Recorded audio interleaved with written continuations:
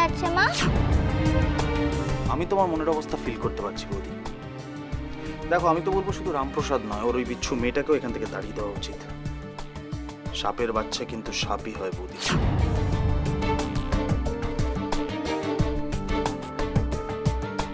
পূর্ণা আভাকে কোনোদিনও একলা হতে দেবে না রে।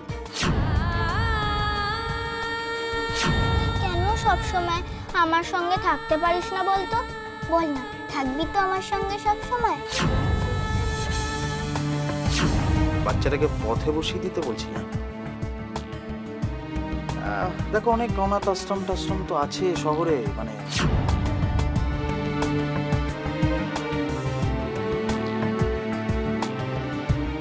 বল না পূর্ণা, তুই আমাকে ছেড়ে কোথাও যাবি না।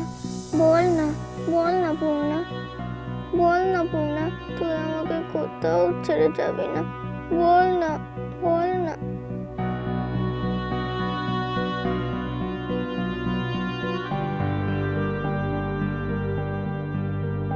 তাহলে তুই আমাকে প্রমিস কর, তুই আমার সঙ্গে সব সময় থাকবি। প্রমিস কর।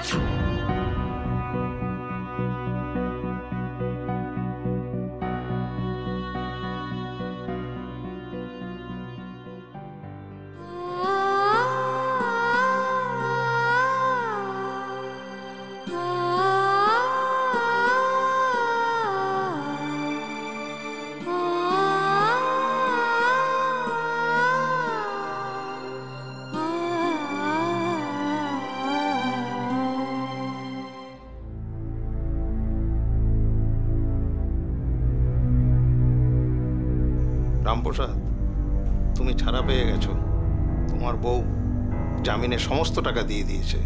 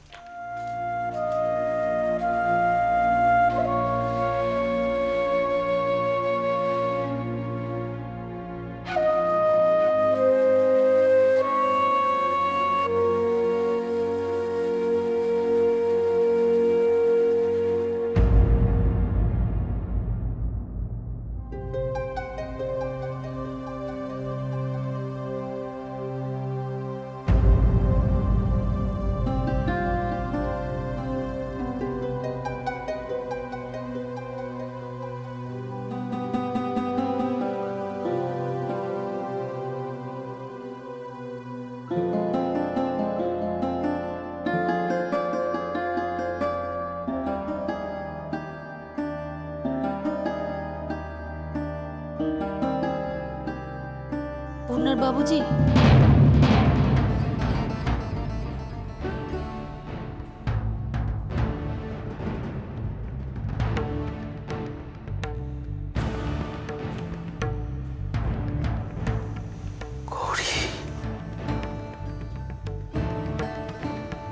গৌরী, এত টাকা তুই কোথায় পেলে?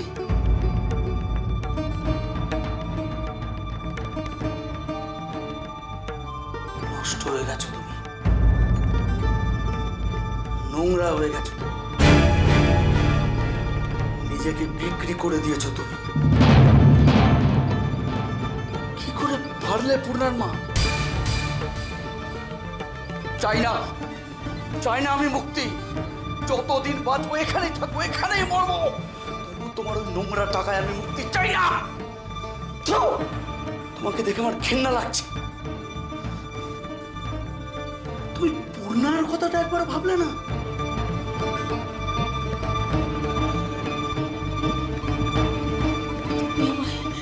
তুমি আমায় মারো, ধরো, মেরে ফেলো, তুমি আমার যা খুশি করো, তুমি আমার,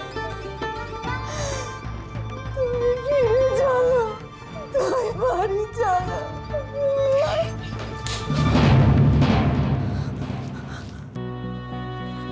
তুমি কেন বলো তো মিনিংলেস টেনশন করছো? আমি তো তোমাকে বারবার বলছি, পূর্ণাকে যা বলার আমি ভালো করে সবটা বুঝিয়ে বলেছি। ওকে নিয়ে আর সমস্যা হওয়ার কথা নয়। ওখানটাতেই তো সমস্যা। তুমি কি বোঝাতে কি বুঝিয়েছো ভগবান জানে, সে নিয়েই তো আমার টেনশন হচ্ছে। ও, তার মানে তোমার আমার উপর একটু ভরসা নেই? সত্যি বলবো, এক ফোঁটাও ভরসা নেই। ঠিক আছে, আমি যাচ্ছি, পূর্ণাকে আবার প্রথম থেকে সবটা বুঝিয়ে আসি। পারো পারো পারো পারো পারো পারো। তুই এত রেগে যাচ্ছ দেখেই বুঝতে পারছি তুমি খুব ভালো করে বুঝিয়েছো। আমাকে একটা কথা বলো তো, তুই রাগলে তোমার এত সুইট লাগে কেন? না একা, যেটা শুনতে চাইছো সেটা বল। আরে বাবা, আমি তো বারবার বলছি মেয়েটাকে আমি সবটা ভালো করে বুঝিয়েছি। আর মেয়েটা ওর বাবা মার সাথে দেখা করার জন্য এত উতলা হয়ে আছে, ও তোমার সাথে যেতে একেবারে রাজি।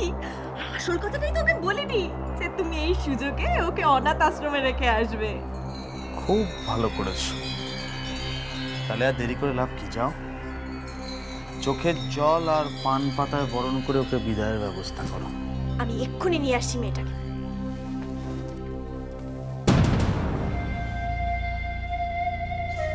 সৌমিত্র,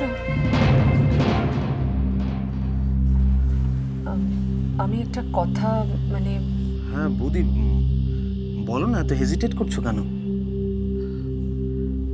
না না, হেজিটেশনে কিছু নয়।